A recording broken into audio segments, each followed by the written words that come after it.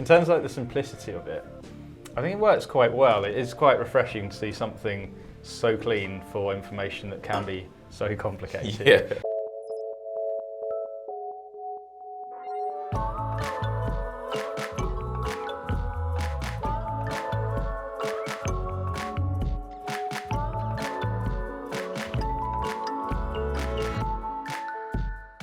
Today, it's a pleasure to be joined by 11FC's very own Nemanja Vidic, our head of design, and all-round nice guy, Will the Wall Jones. Will, how are you? I'm good, thanks. It's good to finally be on Homescreen. Yeah, man. You're a busy guy. We're trying to get him down, but finally got through to your assistant. And I'm waiting for the invite. Well, it's good to have you.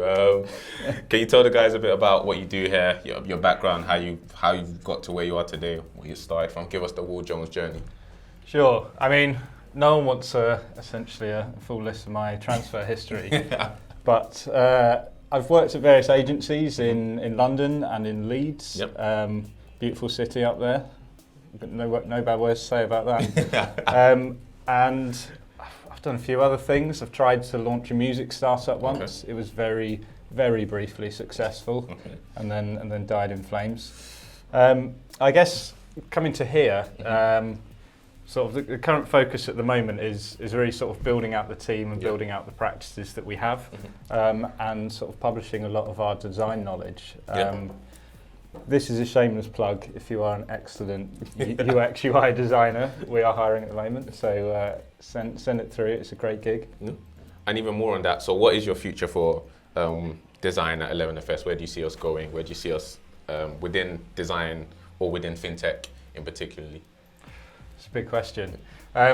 Well, I think over the last 3 years, through both sort of working with Pulse and a lot of the businesses that we've created and are creating, we've accrued quite a lot of knowledge about design for fintech, really understanding what good looks like. And I think now it's really about being able to help other people shortcut to, what good looks like and spend more time working out how their products can be differentiated. So we're going to be looking at a lot of things in the coming months, like publishing design guides, like documenting a lot of our design methods, and launching sort of really usable design and build sort of assets as well. I won't say too much around it, but there's a lot of exciting things that people can look out for, and it's really about sharing a lot of the expertise that we've built up. So exciting times ahead, guys. Follow us on our socials to keep up to date with all of that. But as we're about to dive into Robinhood, I want to get your initial thoughts on Robinhood. Will, what do you think about from a product perspective, even just like an overall design perspective? What's your thoughts on Robinhood? I think they've got a fairly strong brand identity. They've got a name there that isn't just sort of an arbitrary signifier that they've picked at random. So I think a lot of businesses, they take quite a lot of time, effort and marketing to try and convince people that they're on the customer's side. And then calling themselves Robinhood, they're already giving that, rob from the rich, give to the poor. And it means they can avoid a lot of that sort of dubious hyperbole where they're trying to be like, oh, come on, guys. We're one of you. We're gonna get you guys rich. It's not about us. And to be honest, they're still doing a fair bit of that, but they're keeping it quite professional because they're called Robinhood. I think it kind of reflects that sort of democratization of investment, which was previously sort of the preserve of financial elite and people that sort of had that knowledge about how to actually invest that seemed so alien to the rest of us that we didn't really understand. And sort of you've seen that sort of that bubble smashed in recent years by people like Nutmeg, people like Wealthify. And unlike, say, Wealthify, for example, this still kind of, though, feels like there's a bit of a steep learning curve in terms of technology for Robinhood. So they're almost in this middle space between people that really know how to invest and, not complete noobs who need walking through every single little thing, because they're trying to upskill people rather than dumb down, which is kind of interesting. Does it work? We'll see. I guess we'll dig into it today. And before we dig into like specific journeys, what do you find to be the most interesting feature at Robinhood? To be honest, having had a look through, there's nothing super standout as a way of going, that's differentiated because of this. I think there's sort of a cleanliness to the app, and it's not unique to them in this new breed of investment app space. But it is a marked difference from, say, what people expect from trading screens or those typical UIs that are quite fussy, and I think that does set them apart. I think as well they've sort of eschewed a lot of those typical design patterns where you have 1,000 things showing on screen because you need to understand every single increment that is changing, and kept it really simple. I think that does set them apart. There's also a weird little swipe feature, which I think we'll come on to later, so I won't say too much about that there, but that's caught my eye as well. All right, cool. So I guess first up, let's just dive straight into this. We're going to take a look at their portfolio, performance, and screen UI. So on the screen now, what you should be seeing is a Starbucks overview, and what they allow you to do is change between various sort of time frames. You can see how the stock's trading on a daily, weekly, monthly, 3 monthly, 1 yearly, or 5 yearly. It then also allows you to kind of check date by date what the price was on those various dates as well, which is pretty cool. Something else they allow you to do is switch the mode from just a straight line graph to candlesticks. As you then traverse down the page, it gets you data on where it's trading and news. And then I think what's really cool here is analyst ratings from guys like Morningstar, and the rest shows you what market sentiment is on it, whether it's to buy or to sell. Then we get earnings, so monthly, every quarterly you get earnings releases, and you get where the actual earning was versus where the expected earnings was. And then towards the bottom of it, you get a nice little leeway into other stocks to see what people also bought as well. So in looking at that, I guess the first question I wanted to sort of pick out was their data visualization. Like, what's your thought on their choices, and particularly the graph? Because that stood out to me a little bit. I guess, as you said, like in this place to try and democratize investing, and not make it this thing where you have to be some sort of Goldman Sachs trader. It's because they've kind of really stripped away the UI and made it really, really simple. But in that same vein, have they made it too simple? They've even removed axes from both sides of it. It's hard for you to find a particular date. But in the same breath as that, is that the particular kind of UI needed for Robinhood's users? Because these aren't guys who are particularly trying to trade and trick the market. So what's your trade-off there on sort of the data visualization choices? I think it's interesting. You were talking about the fact that it's quite hard to find a specific point on it. And I think when you're looking at a timeline like that and you're picking out a specific point and you have data associated with it, you've kind of got two ways to scroll. You've got the graph itself is fixed to my screen and I can scroll where I want on it, or the point itself that is showing is fixed to my screen and I can scroll the graph. Obviously, if you're scrolling the graph, you can find sort of that specific point a little bit easier, and you can go back in time a lot more, because obviously they're in this saying that the width of the screen is equal to either a day, a week, a month, a year, and it's quite nice being able to see that trend across there, because realistically, if you were sort of scrolling the graph and you're at a day view where the width of the screen is a day, and you could go back a day and see every tiny little increment across the days, does anyone really need to know that? In investing terms, so I need to go back a week and see what happened at 4 p.m. last Tuesday as a fairly novice investor using this app? Probably not. So I think it kind of works for them, the way that they've done it, the way that you can sort of look from sort of micro to macro and sort of scan across it. I think there's a slight disconnect between sort of you've got that Starbucks information, the share price, and actually the point that you're moving around. I think for some users it could be confusing as to, oh right, that information is for that specific point in time. In terms of like the simplicity of it, I think it works quite well. It is quite refreshing to see something so clean for information that can be so complicated. I know previously in iterations of the app they only really had the line graph, and they've introduced sort of that candlestick graph, which obviously then doesn't just give you the close position, it's got a little bit more information. But I think that almost limits them in terms of, as people get a little bit more sort of knowledgeable about how they're investing and they want to start overlaying all sorts of other indicators of performance. Off the top of my head, I'm not going to be able to reel off what they are, but the idea that you might want to compare different factors of what's happening to the share price, it kind of limits it from that perspective, but it does keep it super simple for those that are pretty new to the game. No, makes sense. And also what we saw on the page was some contextual elements. We saw news, ratings, earnings, that kind of stuff. Do you think this made the page a bit too busy, or could it be placed elsewhere? Because there was quite a lot of scrolling you had to go through to get to that, get to the rest of that information.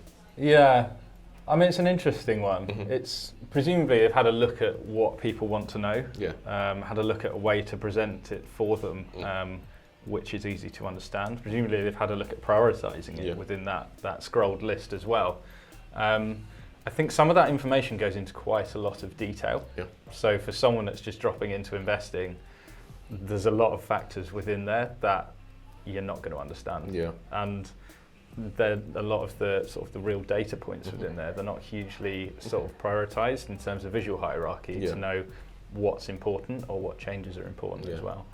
I think I don't think it's necessarily an issue that there's all of that there, because it's not a sort of a content app. It's not that we're looking or they're looking for like a huge amount of dwell time. But actually they kind of achieve it in making a lot of things discoverable below. And when you have the time to sit down and look at the stock that you've got and understand what it's doing and why, I think there is a lot of information there where you can upskill yourself if needed. I thought the people also bought, or that feature is a bit weird. I quite like it in that it gives you the idea that something isn't a dead end, which works for when you're shopping or if you're browsing things. But for here, I think it's kind of dodgy territory, because you've got it's almost, when it says other people bought, what you're saying is recommended, and it doesn't give a period of time, because if they're doing that over sort of the course of however long they've been around, and when people bought this, they also bought that. That might have been because it's a really good idea a year ago, but it might not be now. So it's dodgy territory, and I just really hope that there's a really good algorithm behind there that's thinking about some of these things. And what would you suggest the workaround for that would be? Would it just be better copy to kind of be more transparent, or would it be just? I think it is. I mean, even if it said in the last week, people who bought this are buying that, it would make a lot of sense. Or even people who bought this were selling this. It kind of like teaching people a little bit around trends would be really, really useful. I mean, speaking of trends, obviously they're using sort of red and green, which perfect. Why would you use anything else? And they sort of are a great example of why, if you are a new sort of in a startup that's allowing people to invest, green's a lovely choice because you're automatically associated with things going up. I mean, obviously, you could go into blue and avoid the whole issue entirely, but then you don't benefit from the fact that you feel a bit different to typical investment apps. And also, you've got your green associations with freshness, newness, the idea of growth. It makes a lot of sense. Because you see a lot of older brands like your HSBCs, Santanders. There's probably people sitting in like design meetings there going, but if red is negative on our graphs, how do we communicate that it's different from our brand? And then you get into this whole like cycle of working out whether customers then have a negative association or associate your brand with loss. They've avoided that entirely, but a really nice thing in the reds and greens that they've used is they're a little bit more muted, they're a little bit more pastely, they're kind of a bit cooler. Like your red's almost going towards your hot coral. And it's not quite, because obviously that's preserve as someone else, but they feel a little bit more consumer friendly than trader screen, which I think is really nice. And on that note, when you talked a bit there about sort of the color psychology, even just like the pastel colors they've kind of chosen, making it a bit more cooler. Who do you think it prescribes to? Would you say that the brand identity prescribes to a kind of a younger audience, or would you say it's quite universal? I kind of think it does, because they've got elements on this, like they've kept it really simple deliberately by not having too many labels on things. Like there's a little plus in the top right corner. There's little buttons that are just icons, and that requires almost that digital first approach where I'm willing to tap on that and find out what the hell it does. And you'll get a lot of sort of older people. I can't imagine my dad using this and going, you know what, I'm just going to find out what that thing does. He'll ignore it.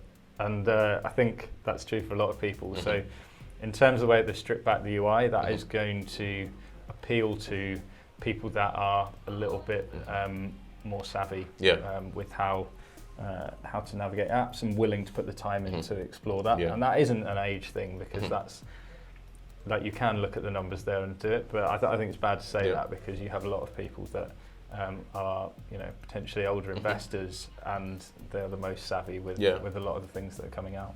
Very true. And I think there was an interesting point you highlighted on there, where you said that they had an icon, a plus icon, with no real context around it. But I guess it kind of invites you to kind of click on it and discover what's the trade-off between, you know, trying to like engage the audience by giving some real exciting, real sort of ambiguous icons, but also versus actually just listing what it does there. Do you think they should just say straight up, what does this icon do, or is there like a mystery factor in just giving you a plus icon? Depends how important that function is. Yep. Because I think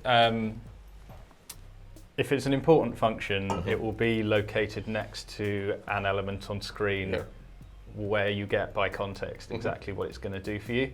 I think when you start adding labels to everything, it's super accessible, but it's not a way to get a screen that isn't super cluttered. You will end up with text everywhere. It's it just becomes far less usable. And actually, in prioritizing like clarity around the elements that are the first things you discover, the things that you really need to be able to use really well to make the app function, and having an element of discovery to those additional features, it can work quite well, keep things clean, and it also rewards people for going, oh, didn't see that before, let's have a little look at it. And people quite like that moment.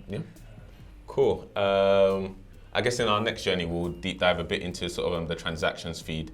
So let's just take a look at that now.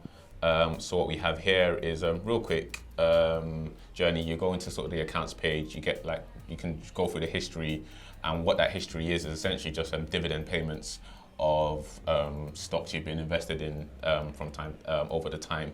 And you can just kind of like go in and out, see how much money you've received from that, and that's pretty much that. Real small one, but I wanted to deep dive into it just because first, what I found real interesting firstly was that it's a bit bare, it's a bit lacking sort of iconography. And when we think about like transaction pages that we kind of become used to, such as Monzo and Revolut, you know, we're used to see it. You know, the transaction itself, icons to kind of help you reduce that cognitive load and like quickly find out what you, and even just a bit of color psychology, like to show you how much you've been paid, whether it's like green or red, that kind of stuff. Here we have like very little, and it fits into their grand scheme of like a very minimal, simple aesthetic. But I just want to get your views on what the trade-off has done here. It's an interesting one. It feels to me, looking at this, like it's not quite finished. Like this is sort of created as part of MVP or soon after, and actually they'll revisit it at some point because it's sort of doing the bare minimum it needs to do. So you expect when you're tapping into one to kind of see the context around it. Like you almost want a bit of the history of that investment that you've made, not the specific dividend. It's like the point you're making around a lot of retail banking apps where if you're looking at your transaction list and you tap in, there is now sort of huge richness of information that gives you context around that specific thing. And actually it's a nice way of navigating based on outcomes or actions rather than going, I want to go and have a look at this specific stock. It's almost like a reactive way of getting a little bit more information. I think there's a lot more they can do there. In terms of the way that it's paired back, it kind of makes sense to me. You're not going to be able to bring in like too much. You're not bringing in location information, for example. You're not bringing anything around there, but also for a lot of them, it's going to be visual clutter if you're bringing in like like logos and things like that, because a lot of the things you're investing, it will be different parts of the same company, you know, et cetera, et cetera. It's going to get very confusing, but it'd be interesting to actually, I don't think it's in that journey, but it's just to see what sort of the filter capabilities are within there. Because that might then give you a little bit more of a lens on what you're making. Yeah. So it'd be kind of nice to see, dividends over time, as well as this idea of not just in the sort of the micro lens on individual transactions, but sort of the macro view of, what that's adding up for you, and an idea of whether you're making the right choices based on what's coming through there. Yeah. And I wanted to ask a bit about the location of where this is in their app. So what you have here is it's on like an accounts page, and then you have to kind of go into history, and then from that you kind of get into the transactions page, and then what you have is like all your dividends there. And then I kind of took a step back and was taking a look at, like I said, challenger banks, bit of a different proposition, but nonetheless very accessible from either like the nav bar or just straight on your homepage. And here, what you have here is like a very, very light nav bar, like three jump off points. And could we potentially have placed it there, or what's your thoughts on sort of keeping a nav bar light and not sort of over cluttering the users with like choice paralysis, or versus sort of hiding potentially important features like deeper into the app? So it's an interesting one. Without testing their app and doing our own research, it's hard to know whether there's a real reason that it's buried there, in that people don't really care. Yeah, that might be the case. Yeah. But I'd argue that actually the money that you are making or not making is one of the most important things you're going to want to have a look at, and you're going to want to track. And it's also moments of celebration as well. And it also will relate to sort of the notifications you get, I presume, as well. In terms of sort of a nav bar that's light in terms of items, I mean, it's kind of the minimum size a nav bar can be. If you've got two, it's not a nav bar, you just have two sections to your app. Yeah. And anything more than 5 is heavy. Yeah. So I think there is room, if they want to add another 1 or 2, if they feel like it's really key to pull those out of there. Because it is pretty buried. Yeah. Like, it is just another option on what feels like settings. Yeah. But yeah, it depends on how important it is to the customers that are using this. Without doing research, it's hard to know, but they can definitely stick something else down there, and it won't ruin the simplicity of it. All right then, and I guess lastly, we're going to jump into a feature that you've been particularly intrigued by, a swipe to submit interaction. So let's just jump into that now. Essentially, what you have here is transfer has been initiated, and then you have like this real cool confetti animation, and then you're able to sort of buy one share of this particular company, and then from that you're able to swipe up to submit in order to like confirm the order. It takes you through like this loading page. Then it finally lets you know that your order is basically been placed, essentially, and at a particular time your order will be purchased, because that's just how Robinhood works. So let's jump straight into this swipe to submit feature. Necessary quirk or just a pointless gimmick? It's an interesting one. You see more and more of this sort of thing, and there's a reason why. It's sort of the more that UIs are becoming sort of pared back and highly functional, they kind of become a little bit more homogenous, and there is like less joy in them. Like, I'm not a fan of the old sort of skeuomorphic apps, because they're not as clean, and there's more clutter to them, but there's more joy in there, and there's sort of more beauty. I saw Stefan Sagmeister give a really good talk sort of a year or two ago, and it was kind of around beauty, and his point was around, he started off with architecture, and he was talking about in Europe, specifically Germany, after war, there was a real sort of drive towards building really functional homes, and they were beautiful in their simplicity and the way that they worked, and they were built around the way that people operate. But actually it just meant that people copied that, and a load of cities then have all these super ugly buildings. And like, you can see it in anything that was sort of built in the 40s, 50s, 60s after that in London as well, and you have this range of office blocks that just you don't want to look at. I mean, some people love brutalism, and there is a lot of beauty to those, but just some that are super functional with no joy to them. And I think there's a lot of parallels with that. That's what's happened in in sort of digital product design as well. We've pared things back. We've kept them super focused on the task. We've sort of the minimum addition of brand has become sort of my buttons are this colour and my icons are that colour and I use this typeface, and that's almost the extent in it in some of them because it's getting pared back to white. And I do love that because from a user's perspective, they're getting served sort of just enough information to get through a journey. There's consistency to the way they're using it. But from a brand perspective, where's the beauty, man? Where's the joy? And that, for me, is where we can bring back these moments of delight through movement and through animation. And you hear a lot of brands talking more around like, what's our signature interaction? What's our thing that people are going to know us for? That becomes part of our brand.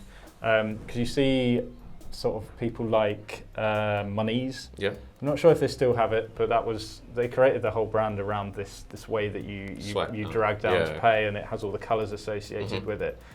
And sort of creating that brand from that interaction means there is this moment of joy at the heart of using the app that is tied to the main reason you are using it.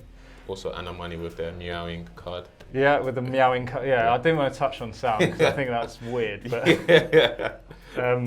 and no one wants, like, whenever anyone else's phone makes a noise in public, it's irritating for everyone around them. So, in this country, there are other countries where widely accepted. But you also have like Visa with their swipe to pay. So with this, they kind of got the same thing. It's where, all right, we've got this main interaction. Let's make it a bit joyful. Let's give the user something to do that is recognisable with us. I like the approach to it, but the execution, I don't know if I'm too sure about it, because thinking about what you swipe up for on a phone, it's if you're sort of dismissing things, it's like dismissing apps that I've got open that I don't want anymore, and that's across iOS and Android. So actually is swiping up a negative thing. Because if you look at sort of ones where it's using a swipe to transfer money, you're kind of moving it from point A to point B. It's like the most beautiful form of a drag and drop that like a haptic device can give you. And then if you look at sort of the Visa Pay example, where you are essentially swiping your money right, which everybody knows that's the good direction.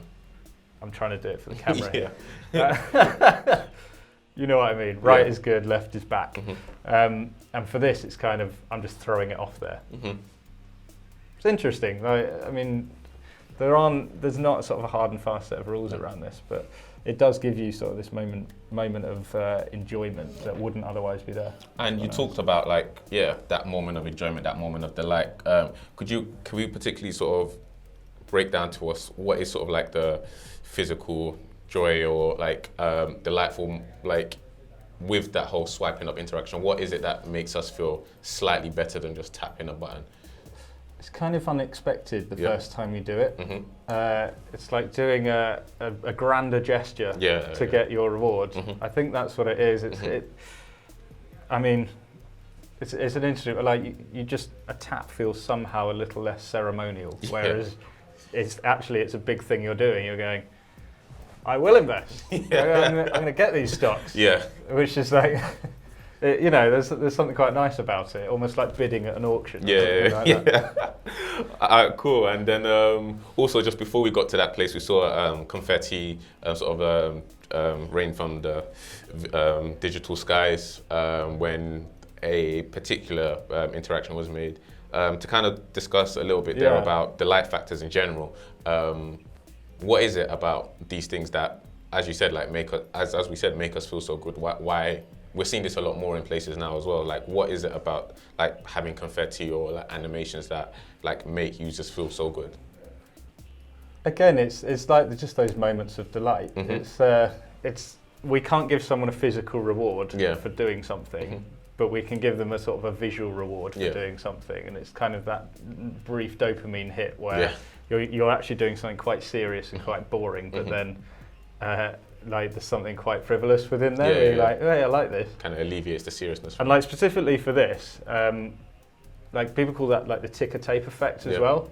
And ticker tape was how sort of stock information used to be transferred across telegraphs. Okay. Which I didn't make the connection until recently. So actually, for them to use sort of this ticker tape, and it was sort of people throwing those ticker tapes out the window at parades. It was the original.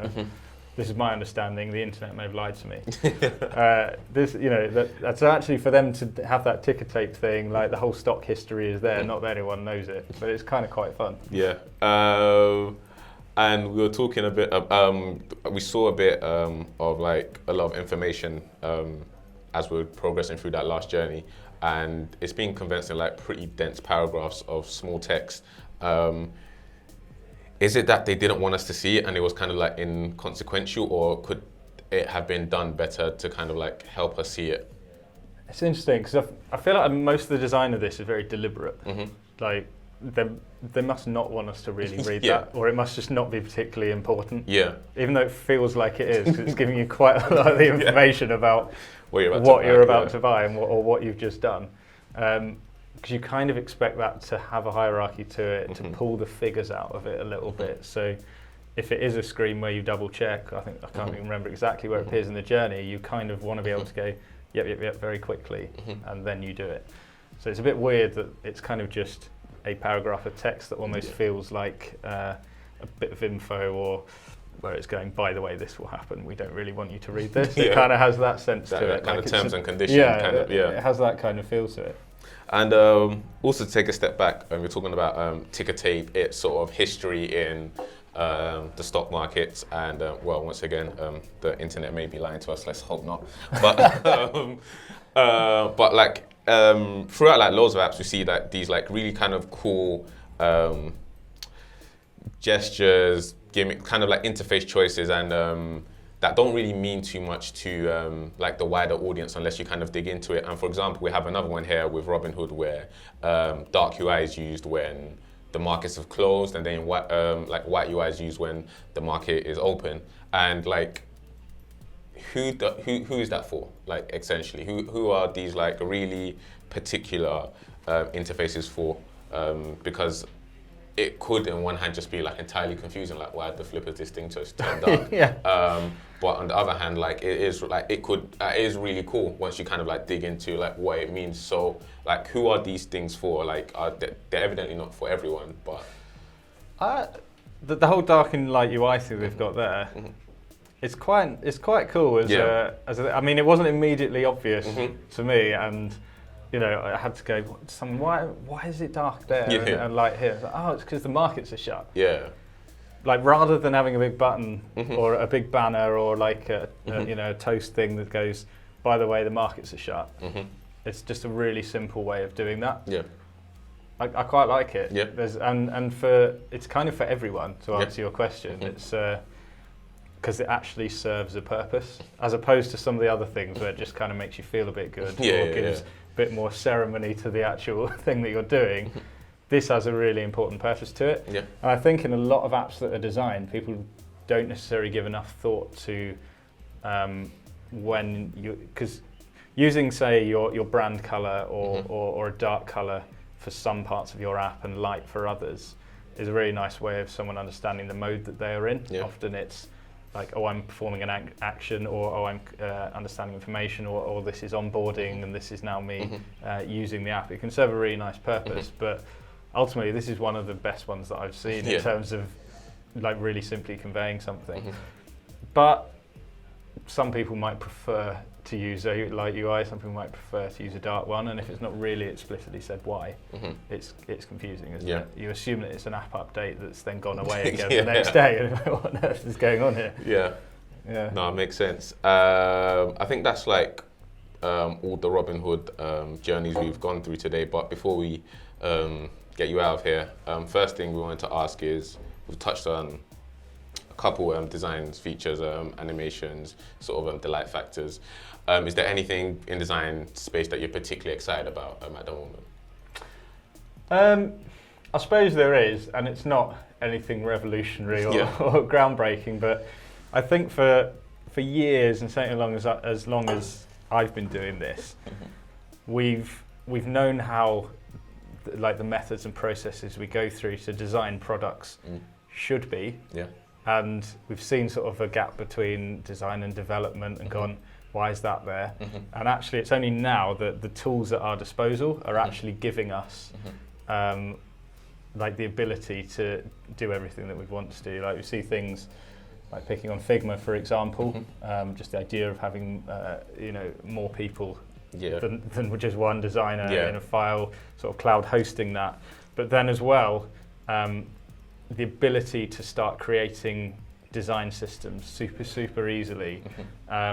I know that there are some that try and do the whole thing in them, like Envision's product suite, but there's also things like Zero Height Storybook, and coupled with in Figma and a few of the other design tools as well, the ability to have shared libraries. It all plays into our hands to actually finally be able to design in a way that has efficiencies to it, and reuse things and mirror the way that development has worked. And it's like I was saying, it's not a new thing, but I think we're finally in a space where everything's clicking. Because I think it was a fair few years ago now that Airbnb were decided to address some of these things when this is broken. And they started to create some of their own sort of internal tools to sort of create those design libraries, manage that design system, and bridge that gap between design and development. And like the more commercial products that we can actually use are out there now, and they're doing it. I don't think we're quite there yet, but that's what excites me at the moment, because it's making all of our jobs more efficient. It's making us all sort of answerable to a higher design system that keeps us in check and keeps a brand executed really well. And I think that's, while it's quite boring, because essentially all I've said is tools and like guardrails, which isn't like something flamboyant, but actually that's what's pleasing me at the moment, to be perfectly honest. That makes sense. And for the people out there, any design book recommendations that you have for the people? Yeah, because we talked about this before coming on. I was just thinking, what are a couple that I really like? One that I've sort of read about 10 years ago and thought, this is going to make me sound smart. And then more of like a recent one, which I think I recommended to you recently, which was The Best Interface is No Interface. It's quite a nice. It's quite funny in places, but it's sort of it's an antidote in thinking that sort of prescribes a way of approaching the projects where we don't automatically assume, it's going to be an app, or we need to solve this by having someone interact with an actual screen, because we spend far too much time on our screens anyway. It uses the example of washing machines, where all they used to have was like one knob that told you the time and one that told you the temperature, or something as simple as that. You could walk up to anyone's, you could chuck your clothes in, you're like, that'll do me. And maybe you had it written down what was best for what was on what clothes. That's a really nice system. Now you can walk up to someone else's washing machine and it has like a user interface, and it talks to your phone. And actually, you have to understand a lot of different things and pick from about 100 different options based on what colour your socks are. And like that's now become super complicated. Like that's one of the examples earlier on in the book. That's a really good book to read to kind of change the way we think. And actually, if there's no interface yet, it's doing the job for you. It's less intrusive in your life, and it just works, which is quite good. The other one, which I read a while ago, and I think if I read it recently, all the design examples in there would be trash, because they're 10 years old. But it's called, I'm just going to read it off here because it's a very long title, Webs of Influence, The Psychology of Online Persuasion. Which it delves into a lot of sort of psychological things. It talks about like our primitive brain, or like how we respond to like fight or flight first, and then we respond emotionally. So if initially it helps with selling things to people. So if you say when you first come to a page, you need to confirm to someone that they are selling the product that they actually want, or the service that they want. It's an easy statement. Then they respond emotionally. Slam a smiling child on there, people are going to be like, oh, that is brand. These guys are all right. They care about smiling children. And then like you're more like, as we adapted, we got like a huge part of our brain that was able to make rational thought. And that is where when we're buying something, we take a look through and go, all right, but does the price add up? How does this compare to another product? Do people like this and are they using it? And it kind of shows how you can structure sort of marketing materials, or even when you're onboarding people into an app, like the way that you can think about it. And there's lots of other sort of psychological techniques that they use and apply to the way of persuading people to use your product. It's similar in a way to sort of that Hooked book, which everyone has read, that talks about, being able to psychologically get people dependent on the services you use.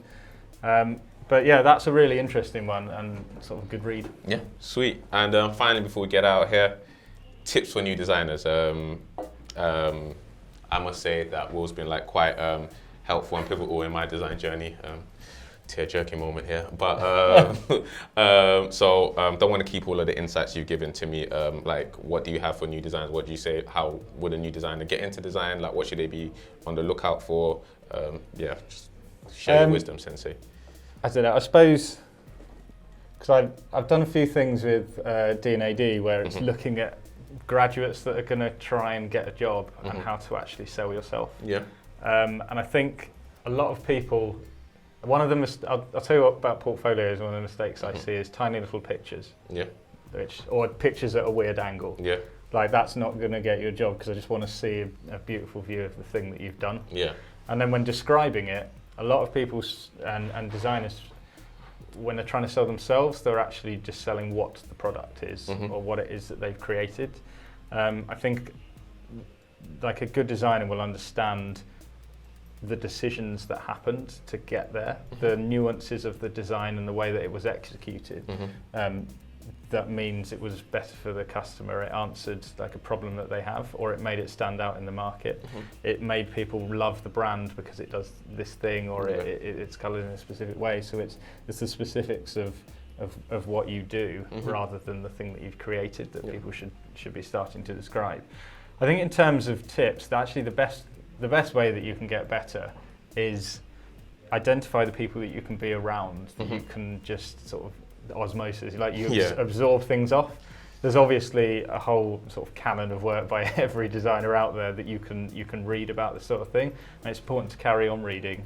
But actually I found some of the designers that have learned their craft, it's initially in your first when you get into it, you're doing a lot of not copying, but you are influenced by everything. It's important to be influenced by everything. You've just got to, it's okay, because you can't walk straight into the job and go, I know how to solve this. Yeah. Like, it's about over time building up like this bank of influences that you have that you can call on, but then also a bank of people that have influenced you as well. Yeah. So if you're working at a place where you don't have that, have a think about how that's affecting your development as well, because you do you learn and copy the ways of the people that have been doing it slightly longer than you, and that becomes the way that you do it. So it's important to make sure that you kind of get that in the jobs that you take.